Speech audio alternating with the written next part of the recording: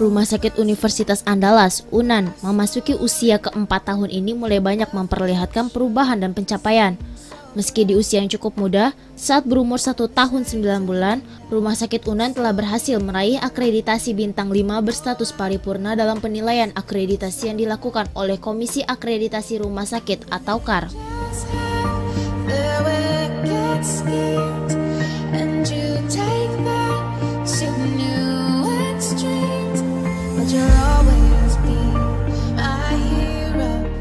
Hal itu diungkapkan oleh Direktur Utama Rumah Sakit Universitas Andalas, Dr. Yefri Zulfikar, pada acara puncak HUT keempat Rumah Sakit Universitas Andalas keempat yang digelar di Convention Hall UNAN, Senin pagi.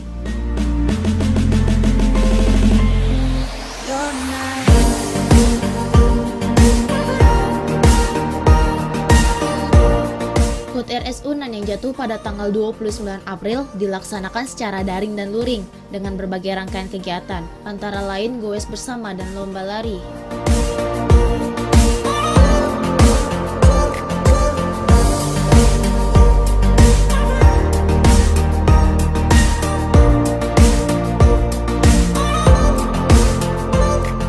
Yefri menuturkan, awal berdirinya Rumah Sakit UNAN berawal dari lahirnya Undang-Undang Pendidikan Kedokteran Nomor 20 Tahun 2013, mengamanahkan kepada perguruan tinggi untuk memiliki rumah sakit pendidikan atau memiliki rumah sakit yang bekerja sama dengan rumah sakit pendidikan, sesuai dengan PP 93/2015 tentang konsep rumah sakit.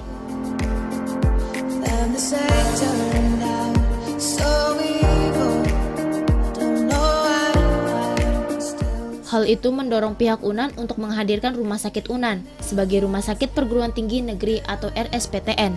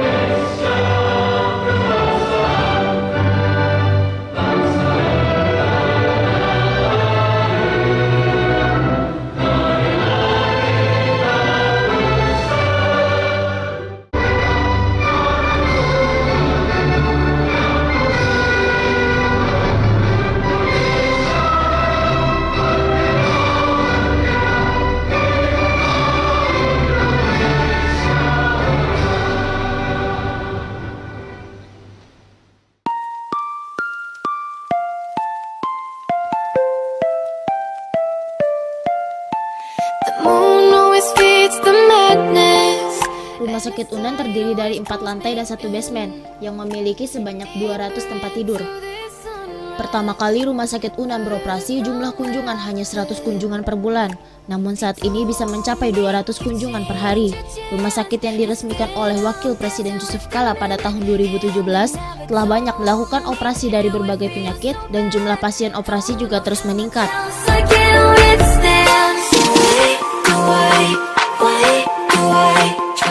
Kendatipun Rumah Sakit UNAN terdaftar sebagai rumah sakit tipe C, tetapi rumah sakit ini memiliki fasilitas penunjang yang menyamai tipe B bahkan tipe A. Di tengah pandemi COVID-19, Rumah Sakit UNAN siap menjadi rumah sakit rujukan pasien COVID-19.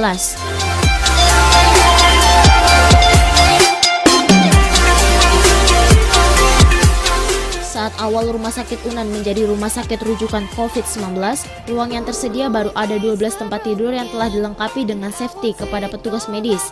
Kemudian terus bertambah seiring bertambahkan jumlah kasus COVID-19.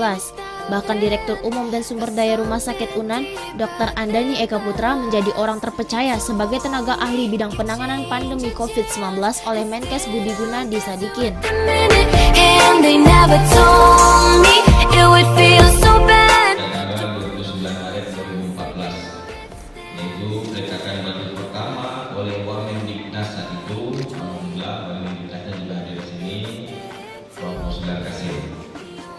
Kemudian 24 Maret 2017 serah terima Rumah Sakit UNAN dari Kemenristek pada Pak Rektor, itu Pak Rektornya Pak Fadil.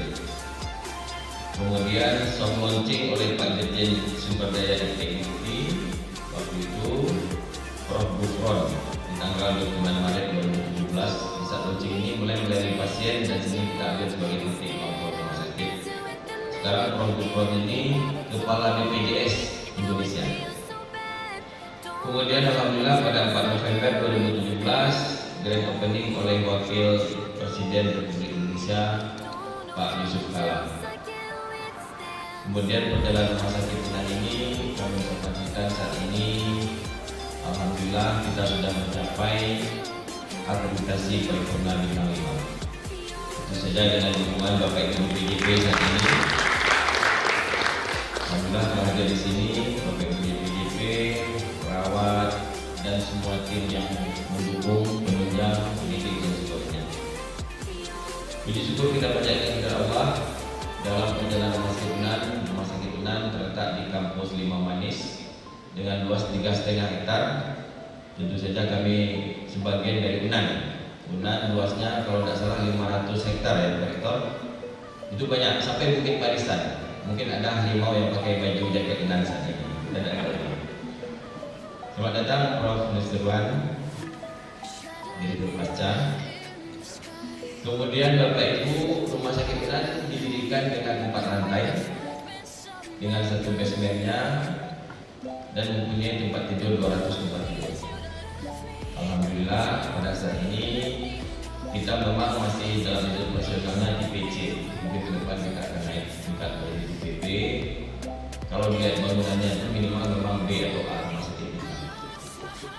Di saat kami masuk ke rumah sakit Unan, Bapak Ibu, parkirannya sepi. Kemudian kunjungan pasien waktu itu sekitar 100 orang per bulan. Itu Februari 2018. Mungkin karena tempat jauh dan belum sempat kita promosikan rumah sakitnya. Kita juga berterima kasih kepada penduduk kami yang telah mengikuti rumah sakit ini setelah Dr. Fazi, SPTAT, juga ada almarhumah Prof. Rahmatina, dan juga ketua pembangunan semuanya adalah Prof. Nusirwan Acak. Kita sangat menghargai jasa beliau. Tanpa dari jasa beliau kita tidak bisa seperti ini. Dari perjalanan itu kami masuk 2018 Februari dengan tim waktu itu telah dilantik. Selama saya memimpin pun sampai saat ini sudah hampir 3 tahun. Itu direksi kami pun sudah 3 kali berganti. Yang pertama yang dilantik Februari 2018 itu adalah saya, Bu Alina, dan Pak Andani. Itu yang pertama. Kemudian kami berjalan mengumpulkan staf ada 370 orang waktu itu. Kami bersiap-siap untuk akreditasi. Ditanyakan kepada staf berapa orang yang mengerti tentang akreditasi, tidak ada yang mengaku. Kemudian ditanya lagi, ada mengaku 20 orang. Kami tanya lagi, ada tidak minimal mendengar kata akreditasi? Akhirnya lebih dapat 20 orang. Dengan tim 20 orang, dengan direksi yang baru, dengan dukungan Pak Rektor, Pak Fadil, ada Prof. Dedi, Pak WR sebelumnya juga banyak yang membantu kami. Pak WR 2 Pak Saprizal, Pak WR 3 Pak Prof. Hermansyah, Pak WR 4 Pak Hendri Manunus. Kita jalan kencang. Kami presentasi di depan tim Direktur untuk menyampaikan targetnya apa nih akreditasi ini. Dasar, media, utama atau paripurna. Kami langsung bilang insya Allah paripurna ini. Itu di Februari 2018.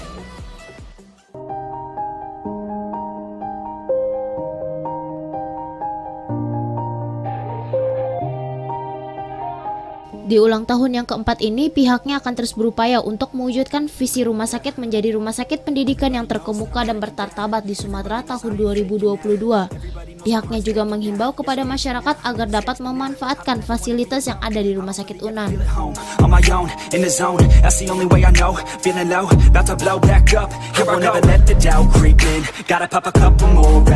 Di masa pandemi ini, Rumah Sakit Unan siap melayani pasien baik COVID maupun non-COVID, bahkan juga menerima layanan vaksin. Mungkin ulang tahun yang keempat sekarang, kami mengimbau pada masyarakat untuk dapat memanfaatkan fasilitas yang ada di Rumah Sakit Unan. Kita melayani pasien COVID dan non-COVID, dan kita juga sampai sekarang dari COVID, dari hulunya sampai sekarang vaksin pun kita layani di rumah sakit. Jadi ke depan Rumah Sakit Unan akan bicara tentang unggulan kita, onkologi. Kita mempunyai kamar bedah yang banyak, dokter spesialis bedah yang banyak, kami mempunyai ruangan hemoterapi, kami mempunyai pelayanan yang unggulan juga radioterapi.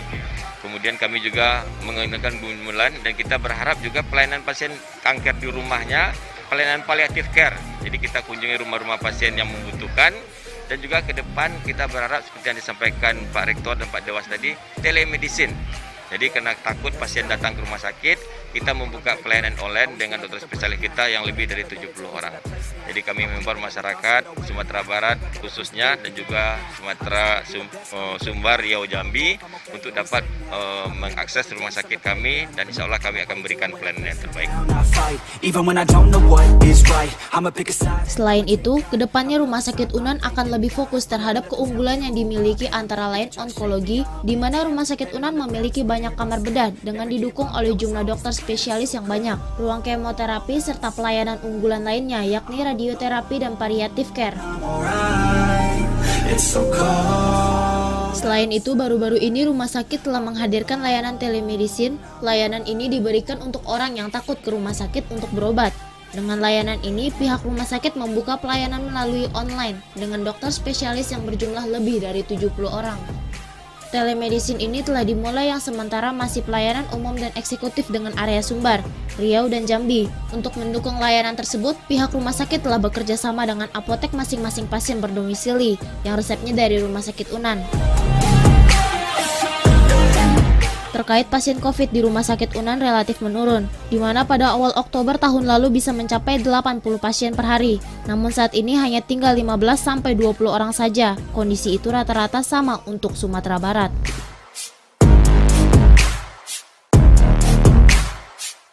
Ya, telemedicine ini sudah dimulai, sementara masih pelayanan umum dan eksekutif. Itu sudah melayani pasien Sumbar, Riau, Jambi. Jadi alhamdulillah. Cuman permasalahan kita adalah bagaimana cara mengantar obat-obatnya. Dulu bisa dengan di sini di Sumbar. Sekarang kita sudah kerjasama dengan apotek-apotek di tempatnya masing-masing. Nanti resepnya dari Rumah Sakit Unan dan akan diserahkan oleh apotek terdekat dari pasiennya. Jumlah pasien sekarang kalau untuk COVID relatif menurun. Dulu saya sampaikan tadi pasien COVID ini zaman-zaman Oktober itu bisa 80 pasien per hari. Sekarang tinggal sekitar 15-20 orang. Dan itu rata-rata sama untuk Sumatera Barat. Sedangkan untuk Jawa masih meningkat. Alhamdulillah mungkin dengan tracing dan tracking dari tim Pandani dan bantuan dari Pak Gubernur dan Pak Wali Kota, semuanya bisa kita berikan yang terbaik untuk masyarakat kita.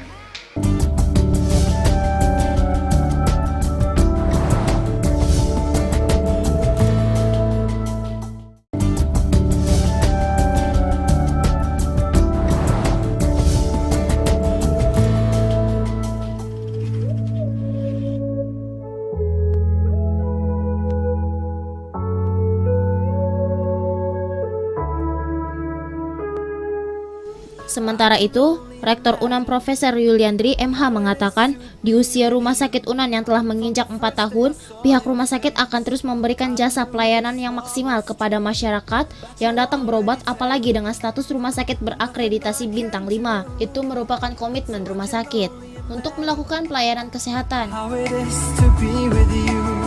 I can only imagine us both loving through the night.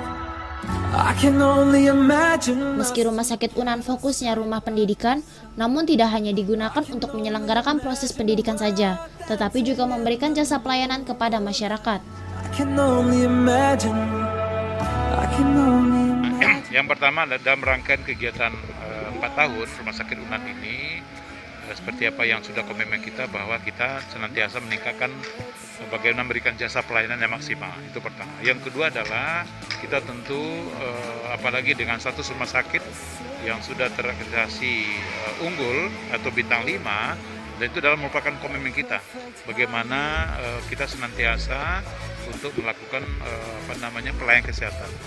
Itu yang kedua. Yang ketiga adalah bahwa kita Rumah Sakit Unan dilihat dari fasilitas, terutama fasilitas fisik dan juga kelengkapan alat kesehatan yang ada, itu sudah bisa menyamai untuk rumah sakit tipe B atau tipe A, dan malah ada yang lebih.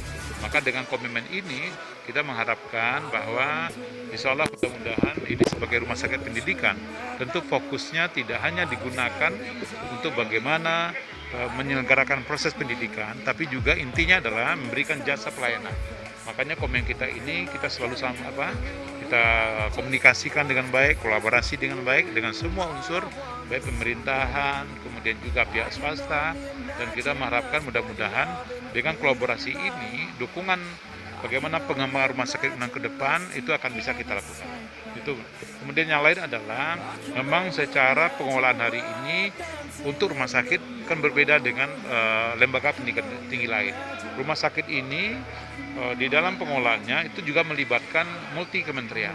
Jadi tidak hanya dia kebetulan ada di bawah perguruan tinggi yang otoritasnya ada di bawah Kementerian Pendidikan dan Kebudayaan, tapi ini tentu juga kita juga melibatkan Kemenkes. Makanya untuk tata kelola ke depan, insya Allah mudah-mudahan mohon doa juga dengan perubahan status UNAN menjadi PTNP nanti, maka ini akan lebih memudahkan bagi kita untuk menyelenggarakan dan mengolahnya dari segi tata kelola kelembagaan.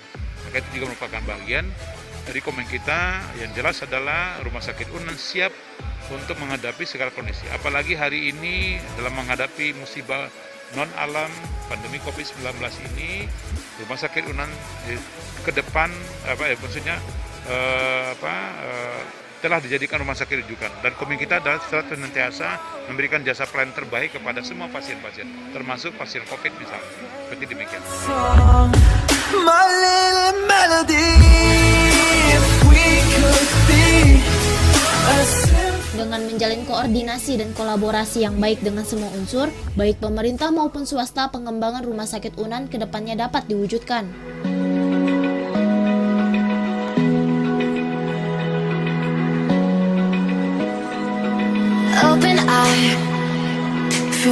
Yuliandri menyebutkan, pengelolaan rumah sakit berbeda dengan pengelolaan lembaga pendidikan tinggi lain. Pengelolaan rumah sakit melibatkan multi kementerian, sehingga tidak hanya sebagai pendukung pendidikan dari perguruan tinggi yang otoritas di bawah Kementerian Pendidikan dan Kebudayaan, namun juga melibatkan Kementerian Kesehatan.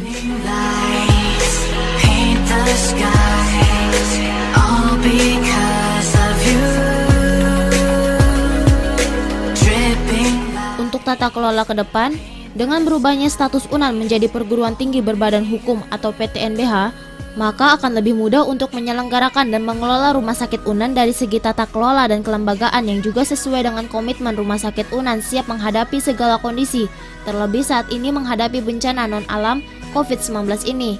Sehingga rumah sakit UNAN memberikan jasa-jasa terbaik ke semua pasien-pasiennya termasuk pasien COVID-19.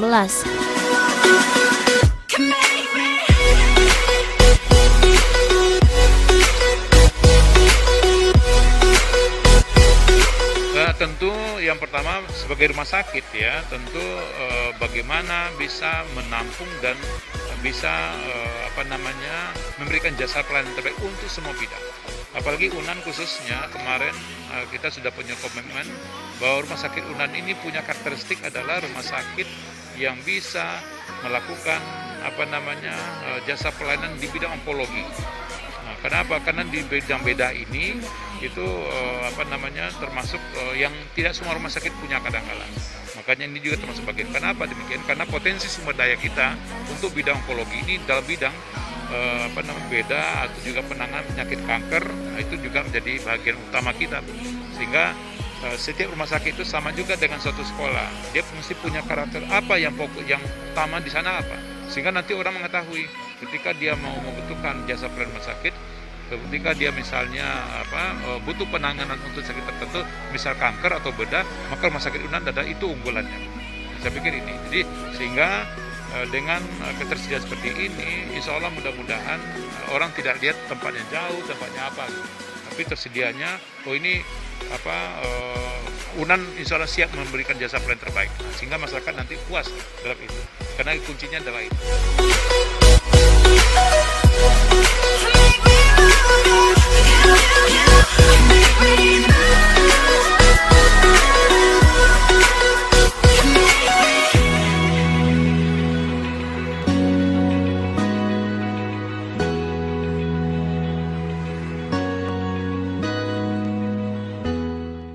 Di sela-sela acara puncak HUT ke-4 Rumah Sakit Universitas Andalas ke-4, juga dilakukan serah terima mobil ambulan dari CSR Bank Nagari dengan melakukan penyerahan kunci secara simbolis oleh Direktur Utama Bank Nagari, Muhammad Irsyad kepada Rektor UNAN, Prof. Yuliandri MH. Yang selanjutnya kunci ambulan tersebut diserahkan kepada Direktur Utama Rumah Sakit Unan, Dr. Yefri Zulfikar. Selain penyerahan kunci mobil ambulans secara simbolis, acara juga diisi talk show menjawab keraguan tentang COVID-19, pembukaan baksos operasi bibir sumbing dan celah lelangit serta donor darah. I would believe if I could see the look in your eyes. It's not what it seems. This isn't a dream. It's a wonderful life. So fall from the stars into my arms if you're ready to fly. Yeah, I'll never let you go. Whoa, oh, oh, oh.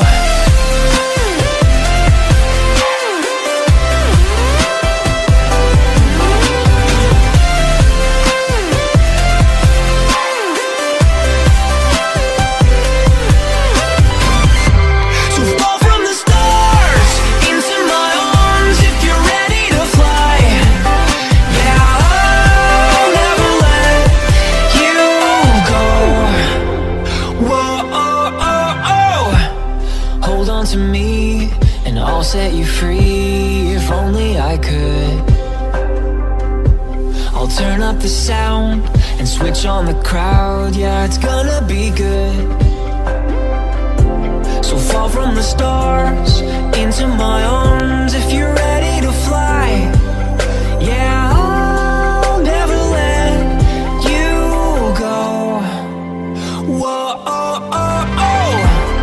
I would believe if I could see the look in your eyes. It's not